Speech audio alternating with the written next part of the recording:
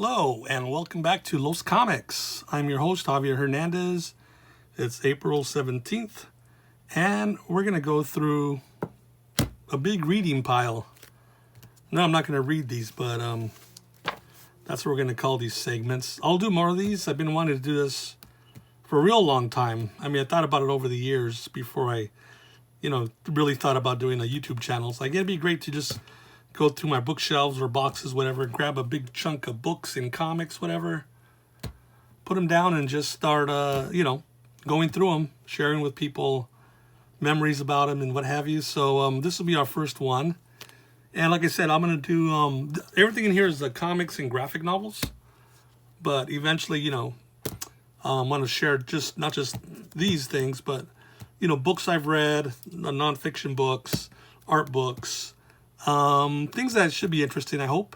It's, like most of this stuff, I read it as a fan, love comics and such, but a lot of this stuff, went through that process of that alchemy that eventually helps me as a creator come up with ideas, get inspired by different, like, writers, artists, type of stories, type of characters, even publishing formats. So anyway, so what I did, I had this stack of comics. Well, I got a lot of stacks of comics, but went in my closet, looked through different stacks, pulled out this particular chunk.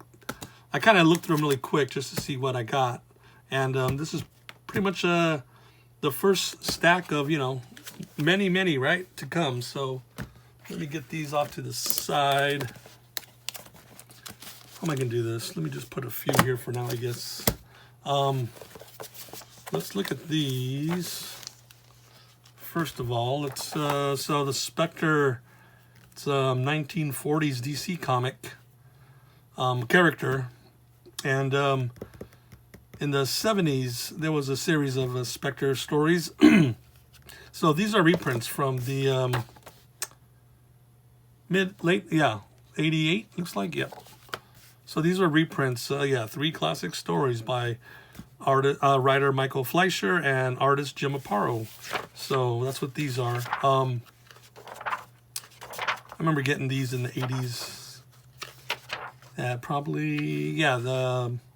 friend John Franco had a comic shop. What was his first? He's had several shops in the Whittier area. The first one I think was called The Fortune Bookie or Franco's Comics. I get them all mixed up, but anyway, these are great stories. When I was younger, I wasn't that big a fan of Jim Aparo, but definitely got a way bigger appreciation for him. And these are, like, I think it says on, look at that. So again, this is one of the original covers from the 70s of the Spectre.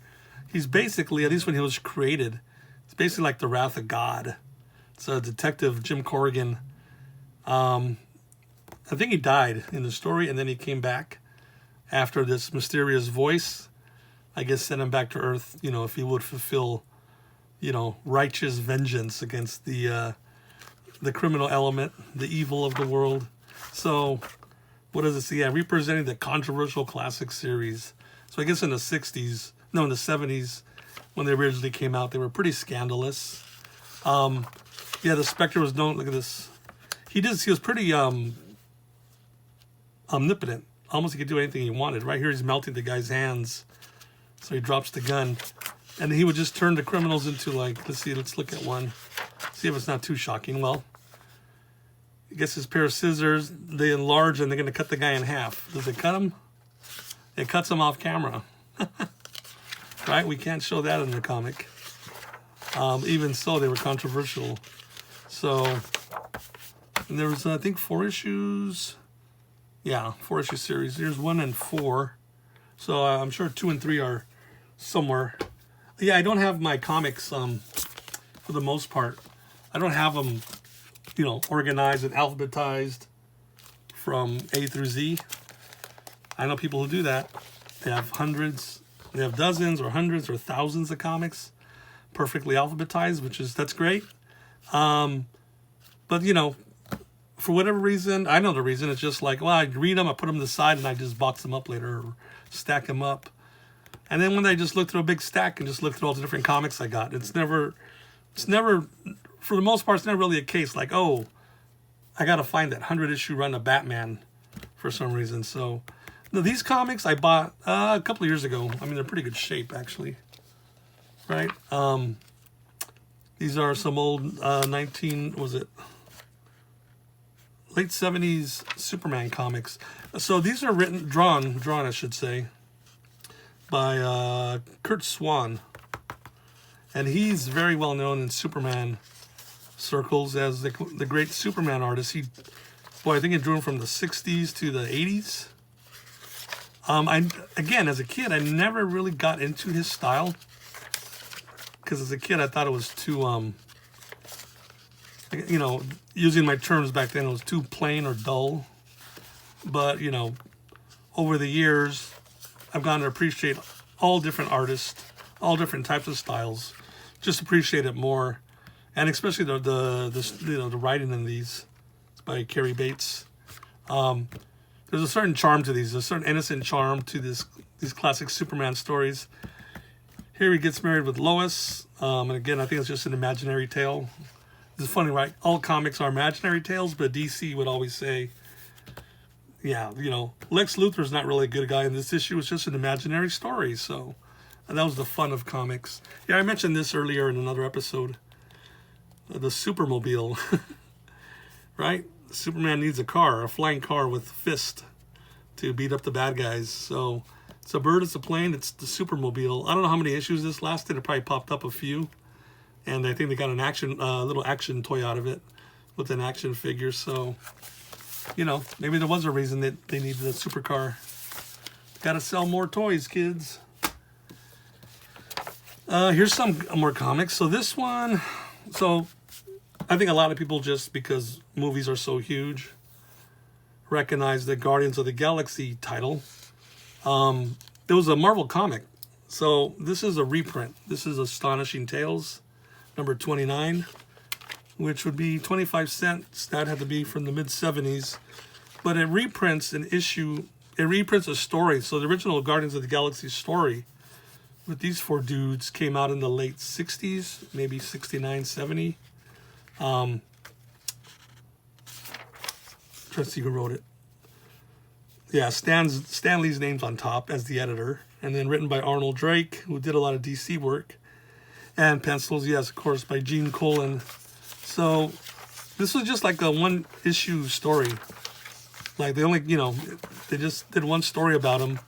And I guess they were forgotten for years until the 70s when someone brought him back, kind of revised the characters and added some new ones. And then it was a series on and off through like the 70s and then again in the 80s and probably in the 90s until, I think in the 2000s, they probably did their version that is more or less probably seen in the movies. I never read anything really past the 70s as far as Guardians of the Galaxies, but this was a fun book. I think the only character that made it to the films, right, is Yondu. I forgot his name. But the guy's got the red plastic mohawk and he whistles and his arrow goes flying around. This comic here, man, the Man-Thing, wow. This isn't my original copy, I don't think, because it's pretty good shape. But yeah, I bought mine off the rack, 25 cents, 1975. Wow, so I was a 9-year-old kid. But man, this cover art by Gil Kane, one of the great. I think he's probably the greatest Marvel Comics cover artist. He's a great artist, great storyteller, but man, he just nailed the covers. I mean, you'd have to pick that up off the rack, right?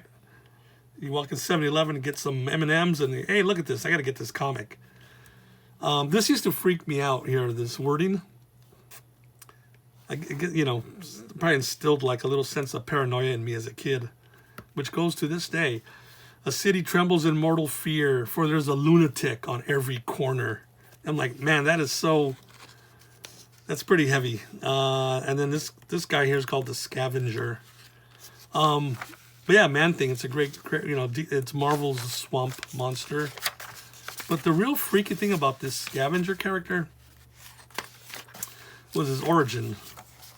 Right, he flies around in this purple costume, yellow costume, and kidnaps this woman. And basically he tells her his origin, you know, how he, as a kid, he couldn't feel any pain. So here he takes her to his abandoned, dirty apartment, I guess. It throws her on the floor on a mattress. So there's this pretty boy type guy, right? And he could never feel pain, right? Even as a kid, the dad would spank him if he did bad, or puts his little hand on the stove to burn it, and the mom freaks out, and the psychiatrist, the doctors can't figure out what it is. And, you know, the girls all thought he was weird, yet he was a really good-looking guy. He could never really, you know, people were not attracted. He repelled people, and got depressed. And this is freaky, I think. He poured acid over his head, over his face, and nothing happens. He just healed up instantly. So he had this weird thing, like, it's not really, I don't remember if it was explained exactly. It's not even a matter of like, oh, he's a mutant or something. It's like he just had this weird thing since he was born. He could never kill himself, even if when he got depressed and everything. And I think this continues in another, his origin continues in another story. But he made some pact with some demon. And the demon gave him, I guess, these other powers. He can fly and such. But this is so... gets, you know, grabs the woman and he starts kissing her, and he ends up sucking up all her life force out of him. So now she's just a skeleton. And as a kid, I was like, man, he's lying there on the mattress with this woman he just sucked all the life out. That was just freaky as a kid. It's a great comic, right? I mean, because it's, you know, it's so powerful and bizarre and freaky. That's the hallmark of the Marvel 70s comics. These riders, and now there's this demon shows up at the end. It's a hallmark of the 70s Marvel. Just weird stuff, right? Lunatics on every corner. Blade of the Immortal, very well, highly regarded Japanese comic, the manga. And for a long time, for years, and the manga's gone on for forever, and just I don't know how many pages. It must be a couple of thousand. But Dark Horse Comics was serializing it in our comic book format.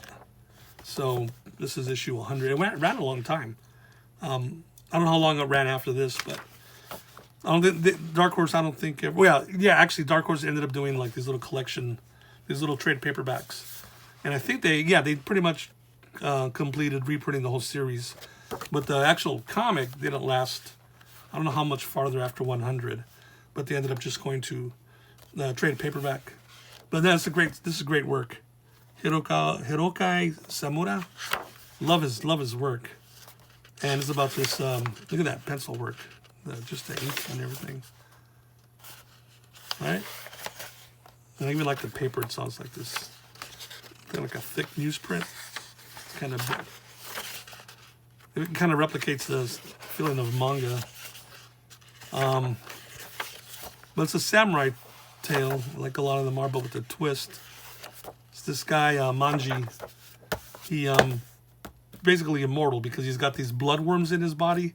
Every time he gets chopped up and cut up, they put him back together again. So to stop his curse, I think he has to slay 1,000 evil men. So, that's great fuel for a manga. Okay, well, he's going to have, thousands of bloody battles killing everybody. This is a more recent comic, very recent. The Vicar. What year are we looking at?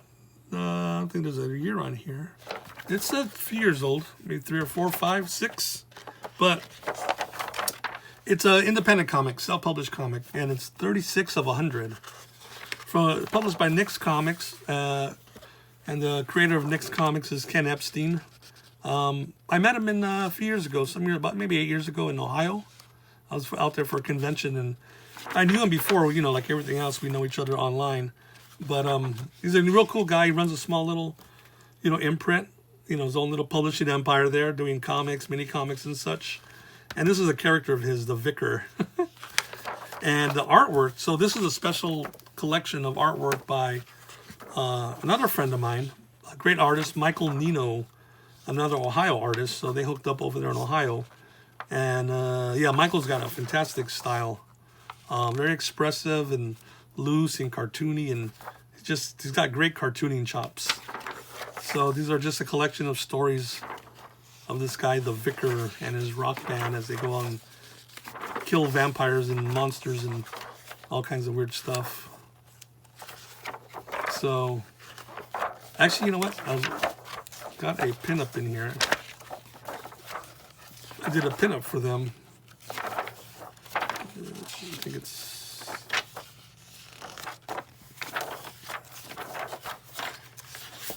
Well, did they not publish it? No. No, I saw it here.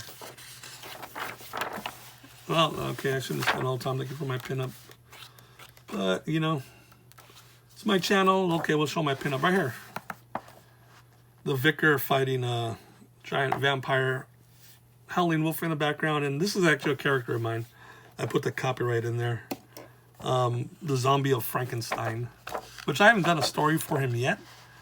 But, you know, if you create something, you own the copyright. But anyway, this is a really fun comic. Like I said, a lot of action, monster action, rock and roll. The Vicar. Look at these 70s comics here. Wow. This one's earlier, 25 cents. This one, I think, again, this is my original copy because mine are usually in worse shape, right? I mean, that's pretty good shape there. So I must have rebought this again. Black Goliath #1. It's the 70s, mid-70s, where, you know, blaxploitation films, right? Black Caesar, and, you know, the character's black, but they got to call him Black whatever, Black Goliath. So basically he's kind of like Giant Man. He's, you know, a giant. He can grow giant size, and he's a superhero.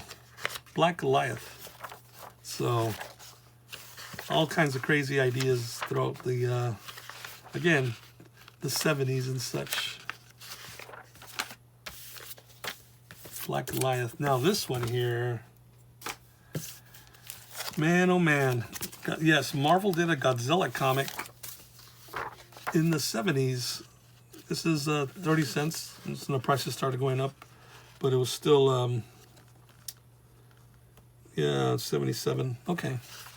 By artists, so written by Doug Moench, great artist, great writer. Very well-known writer for like his long stint on Shang-Chi, Master of Kung Fu, Moon Knight. So many things he's done. And I love Herb Trimpe as the penciler, and Jim Mooney was the inker on this. Herb Trimpe, yeah, doing his. So it's Godzilla, but it's a little, you know, done through Herb Trimpe's interpretation. So it doesn't look exactly like the movie version, which I like. I like that it's its own thing. And I got to meet Herb Trimpe maybe about, I don't know, 8 years ago, 5 years ago. And, you know, he had a long stint on the Hulk, probably 7 or 8 years. And Godzilla didn't run that anywhere near that long, maybe a year or two. But when I met him for the first time, he was out here on the West Coast doing a signing. And I kept debating for a week. Okay, I'm going to meet Herb Trimpe finally. I love the guy's work. You know, loved her for years. I love his Hulk. He's done it thousands of times. But, man, if I'm going to meet Herb Trimpe once, I got to ask him for a Godzilla. So he did a Godzilla drawing for me, which I've shared online before. I didn't think to have it ready to show you tonight. But, yeah, Godzilla, King of the Monsters. Let's see here. I gotta keep track of the time, right? So this is when I mentioned my brother gave me. Excuse me a second.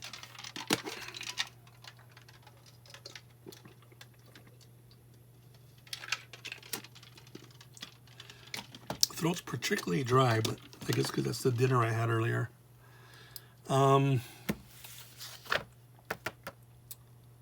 Yeah, not Brand Echh.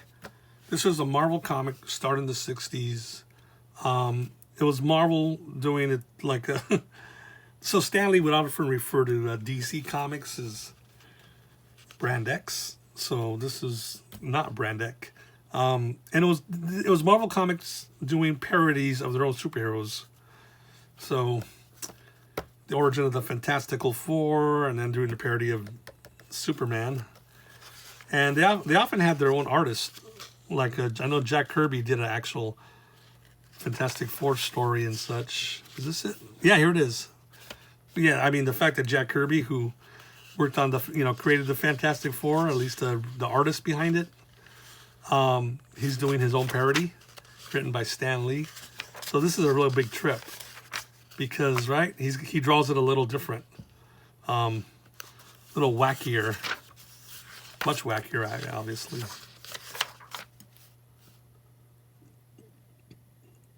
And yeah, Marie Severin, she probably did a lot of heavy inking on this. Marie Severin was one of the classic Marvel artists from the 70s. So, yeah, this was, I bought this some years ago because it's, like I said, I can always tell by the great shape it's in. Yeah, it's in really good shape, actually. So this was a really fun series, Not Brand Echh. This is another reprint. So DC in the 50s and 60s did these giant size annuals, giant Superman annual. So this is a complete reprint, right? Even this is original cover art. And what year is this? 98? Yeah, 98? Wow, it's already 20 years ago. So yeah, this was just, this one I would have bought off the rack. Yeah, this was just a nice collection of these classic 1950s, just real fun, super family-friendly Superman stories. Jimmy Olsen gets a giant brain. I mean, there was just wild stuff here. Man, this one here, boy, how do I spend too much time on it? I do, but not for this episode. I can do a whole series on the Human Fly. So this is, man, as a kid, I remember looking at this at the spinner rack at the local 7-Eleven, about 1977, I imagine by the price, 30 cents. So look at this, the wildest superhero ever because he's real. And it's like, what? That's different, even for Marvel hyperbole. That's pretty bold. So written by Bill Mantlo, one of my favorite childhood writers. He wrote so many comics. So many comics in my collection are written by Bill Mantlo. And artist here, this issue, Lee Elias. But what this is, the Human Fly, he was a Canadian stuntman, like Evel Knievel. But he wore this full costume, head to toe, right? I mean, this is the costume he wore. It was red, with this white stripe and everything, the gloves. And I guess he would do stunts for charity, raise the money for charity. And somehow Marvel and his people got together and, hey, let's do a comic series on the Human Fly. So in the comic, he's a stuntman and he's always doing stunts, but because it's a monthly superhero title, there's always like some criminal trying to, say, rob the takings for the box office, whatever, where he's doing the stunt. So he's got to stop him, or he comes across a terrorist plot accidentally. So he wasn't a superhero, even in the comic. He was just a stuntman, but he was always getting involved in superhero hijinks. And he even teamed up with a couple of Marvel characters. Spider-Man, I think. Yeah, Spider-Man's in this issue. Which they don't put that on the cover, right? Which is amazing, because they'd always try to hype up Spider-Man. To get the Spider-Man fans to buy it. So I'll do an episode on just the Human Fly. There's a lot to talk about there. But what really caught me was, besides the fact that, wow, he's real, his origin story. So they had to come up with the origin story for him. And who knows, from what I've read over the years, and, did the Human Fly really become that way because of this story? Probably not, it seems like. Well, he actually can't be, right? It's so preposterous. But in the story, in this comic story, he was a guy, got in a car accident. Right, his body's broken beyond belief. Like he can't move a finger. And just out of sheer willpower, he decides he can't just lie he can't just lie like that all his life. So over the months, whatever, years maybe, he just slowly gets up. He starts having movement. He starts doing little exercise, getting mobility, right? Then from that, he becomes an acrobat, and to help other people who are also, you know, have disability because of accidents or whatever, he becomes a stuntman to help raise money for that. So, hey, as a kid, you eat this up, and I think around about maybe, 15, 16, 18 issues. But this is definitely one of my favorite covers and favorite comics of all time. The Human Fly. What a great cover, right? All that red and white, and the dark background, and the montage scenes of all the death-defying stuff. So yeah, this is definitely one for the collection. I got a lot of copies of #1, actually. Let's see. Check out some of this stuff here. This is a little mini comic, right? This is definitely a more modern one.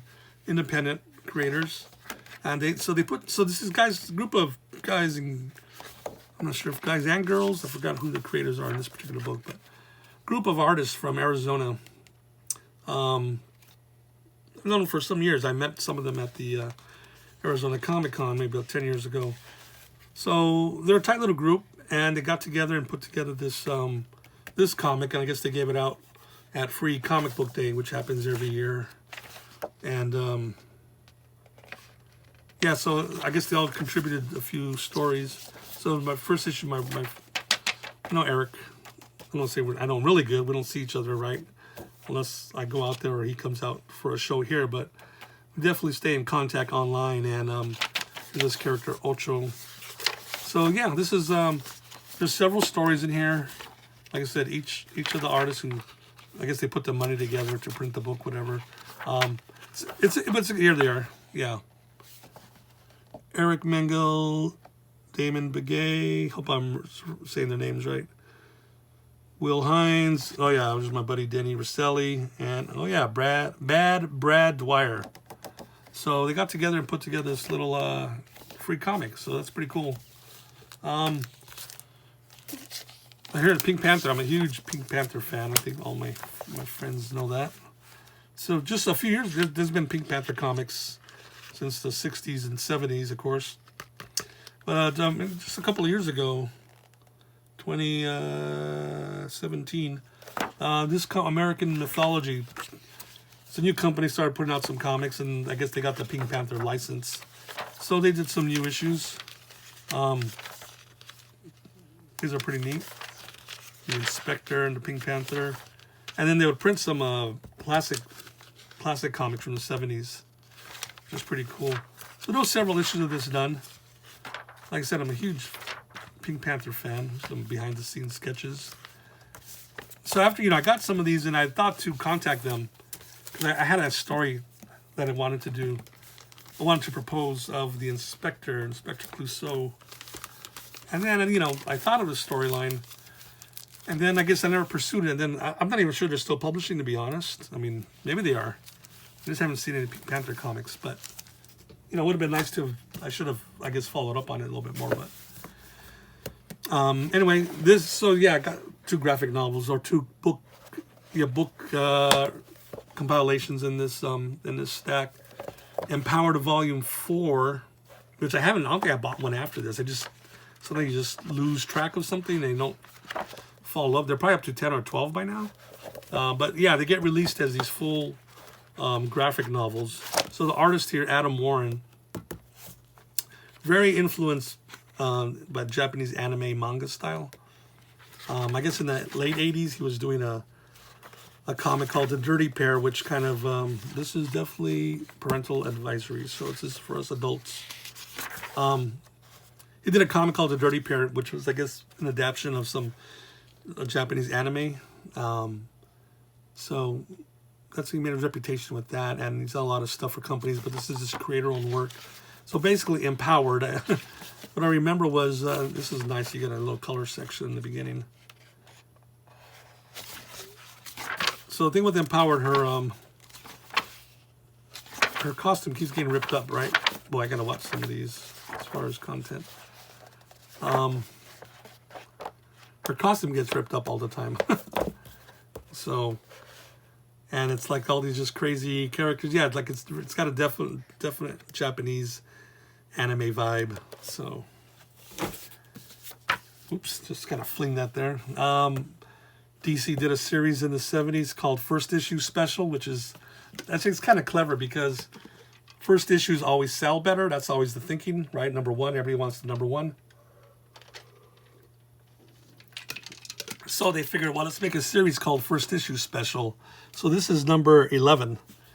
So pretty much every issue would be, right, a new character. So there's the first issue of Codename Assassin. So I didn't get this in the 70s, though. Again, this is something I bought years later. And sometimes you find, like, there's, like, what they call the dollar bins. You'll find a ton of comics for $1 or sometimes 50 cents or a couple of bucks. But, you know, it's written by Jerry Conway, Steve Skates. And I love the art in here. It's called the Redondo Studio. It's a group of artists. There was a Filipino great artist in the 70s, Nestor Redondo. So I imagine that may be his studio, with a bunch of people working on the comic. But it's just a real basic character as far as, you know, he's an assassin for hire. And there we go.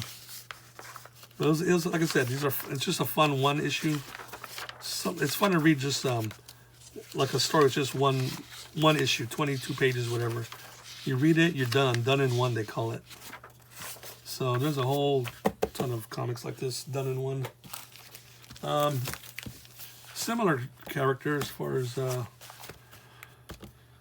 gun-toting. This guy's the Peacemaker, they call him, from Charlton Comics from the late 60s. Yeah, I bought these in a collection. You know, I think there's 4 issues or 5 total. I got all 5. I'm sure they're pretty cheap. I'm not someone who's going to go spend like $500 for like a small batch of comics. Even a large batch of comics, I'm not going to drop $500. So I love this artist, Pat Boyer. Got a really neat style. Kind of simple, but, you know, it's got a certain, I don't know, it's got a certain expressive style to it, which I really like. But Pat Boyer is an interesting creator. He used to be a broadcast journalist. And then after World War II, when he came back from the war, he stayed in broadcast and also was a TV anchor, believe it or not, in Texas. And he produced a couple of TV shows. And then he also made a couple of movies in the 60s and then kind of got into comics. It's really, he's got a really interesting backstory. So yeah, you know, he's got filmmaking chops that he's applying to his storytelling here. So look up Pat Boyer. And then I think he worked all the way through the 80s and 90s. And no longer with us, but he had a long career, I'll tell you that. Very long career in arts and such. Let's see here. Let me grab this whole stack of Son of Satan and this little comic. Some little mini comics by a friend of mine, Mort Todd. Really prolific. Man, this guy's got a long career. Started in the 80s, working on Cracked Magazine. It's like the #1 rival to Mad Magazine. It's a self-described ripoff of Mad Magazine. But anyway, so Mort did this comic called, this is Mort's art actually. It's based on, it's adapting the adventures of this character. It was a movie character in, I think it was Italy or France, probably Italy, called Killink, which is a weird word. But then, so I think Mort renamed it Sadistic, unless that might have been another name under the movie, I forgot. But yeah, then Mort did a comic based on that character. He's one of these European super criminals, which to me, I guess to me, does a big thing over in Europe, making like books and comics and movies on. He's not even an anti-hero. He's a super criminal, but he wears the costume, right? So it's all good. Here's back to the 70s again. I think I've mentioned this in my previous episodes. Let's see, what do we got here? The Son of Satan, Marvel Spotlight. So Marvel had a book called Marvel Spotlight where they would literally spotlight a character for a couple of issues, maybe sometimes just one issue or They might have been there for 3, 4, 5, 8 issues. So they gave the Son of Satan his own little run here for a while. And he's literally the son of the devil. But he's a good guy because he rebels against Dad. So we always talk about rebellion against father figures. But in this case, it's really good because he's got a really bad dad. So tries to make amends by, I think he's in his secret identity, he's like a priest exorcist. It's like, wow. And then otherwise he's got this flashy costume, pentagram, excuse me, tattoo, or what do you call it when it's carved into the skin. So he had his own run in Marvel Spotlight. Then he eventually got his own comic, The Son of Satan, right? So I think I'm not sure if I have the first issue. I got a few of the actual run, but pretty again, 70s. I said earlier, it seemed like everything goes at Marvel and DC and actually all the other companies. This is another Pat Boyer comic, right? Tarantula. Yeah. I'll make sure I'm saying that right. Oops, I can get my head in the way.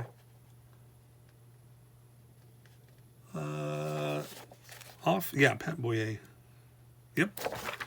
So this is an interesting comic company in the 70s. They lasted about 3 or 4 issues, I think. It was like a rival to Marvel Comics. It was the former publisher of Marvel Comics, from the 40s, the 50s, and the 60s, Martin Goodman. And then after he left, I think he sold Marvel off in the early 70s, and then he wanted to start his own company, Atlas Comics, and it was like a rival, and they tried to they came up with the original characters, and they tried to they got a lot of Marvel artists over there. Steve Ditko did a series or 2, and they got a lot of other guys to do some stuff, but the books didn't sell, and after 3 or 4 months, the company folded over. So this is issue 1 and 2, and I know I have a third issue. Yeah. Here's the third one, the third and final issue of the Tarantula. But they're really cool comics. Because they're total just like Marvel wannabe or Marvel style. But they're all different characters, right? All new characters. Here's one from DC. Again, another first issue special, number 10. This was The Outsiders. Again, this was something I bought years ago, not as a kid. But I was really going through this phase of looking up a lot of artwork by written by Joe Simon and art by Jerry Grandinetti. I just fell in love with this guy's work. Again, its own style, kind of classic traditional art, but just something in the line work and the expressive nature of it gives it its own identity. So this is just a group of misfit characters. It's almost like X-Men. Let's see, they're all kind of, I thought there was a shot of them all together at the end. Yeah, here they are. There's this big giant head in a box, and this woman here with some type of monster body and big brain guy, and yeah, just a bunch of, what do they call them? Outsiders. So again, I don't think they ever, we ever saw them again, unless some writer at one point in the 80s or something did something with them. Let me see. Let's wrap up the 30 minutes here with one more book. So another book. Friends who know me really good, okay, we're not surprised. He brought up Pink Panther, now James Bond. So yeah, James Bond comics. There's a whole run of them nowadays. I think IDW puts them out several years now. But the original book, the first book came out in '53, Casino Royale, and then it was Ian Fleming wrote a book a year until he passed away in '64. But by the late 50s, in England, the Daily Express newspaper, licensed from Fleming. Introduction by Roger Moore here. This is 2008 or 9, I think, the book. But they licensed with Fleming to do a comic strip in the newspaper of the books. So this is actually, oops, there we go. It's the alarm I set so I don't go too long. So now we're at the 30-minute mark, so I'll start wrapping up. But so there was newspaper strips of all the books. So this collects, I think, Casino Royale through Thunderball, So that's a good stretch of books there. But and then there was other volumes in the series, and then they continued making new new strips long after they finished the last Fleming book, Man with the Golden Gun, and Octopussy actually was the last book. So it ran for years and years after, probably all the way into the early 80s. But these are classic, newspaper strip style, right? 3 or 4 panels, every day, and then the Sunday strip. But this ran for years and years, so people don't know about the. A lot of people don't know about the newspaper strip history of James Bond. There's Bond. Did Connery get close to looking like that? Right? Because this was done way before the first film in '62 was ever made. But yeah, these are fun to read, especially if you read the book, and then you can see they got to cut some stuff out just for space. And the books were obviously a lot more saucy than what they could show in a family newspaper, but pretty cool artifact. So there's, like I said, there's several volumes of this. I think maybe 7 or 8. Like most of them are just new stories, but this is by Titan Comics from England, so you want to look them up. But I got a few more books on the side, but I'm going to stop it here. We'll leave it off with James Bond there, right? But anyway, thanks for watching. I hope this was fun and interesting, going through an artist collection of comics. But I'll be doing more of these episodes. Like I said, it's going to be mostly comics because that's, it's mostly what I got. But all types of comics. Only, what I showed you now is like a fraction of my collection. And I don't have one of these, I don't think more than, I don't know how many I have now, because I sold a ton of them over the years, especially the last 10, 12 years ago. So I started selling a whole bunch of them.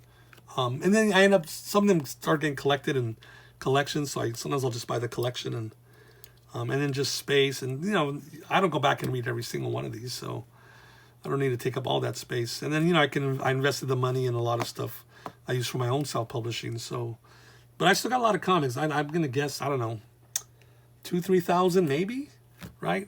In all the different areas I got throughout the house here, and boxes and closets, and I got a small storage unit. But yeah, I'm going to go through every single one, but I got a lot of stuff to share. And like I said, a lot of them are going to be books, art books, books on movies, biographies on filmmakers and artists and such, and a lot of comics. So thank you so much. If you're new to this channel, please subscribe. Thanks for checking it out. And if you liked the episode, click the like button and share it. That never hurts. So thank you, everybody, and you'll see me again later. Bye.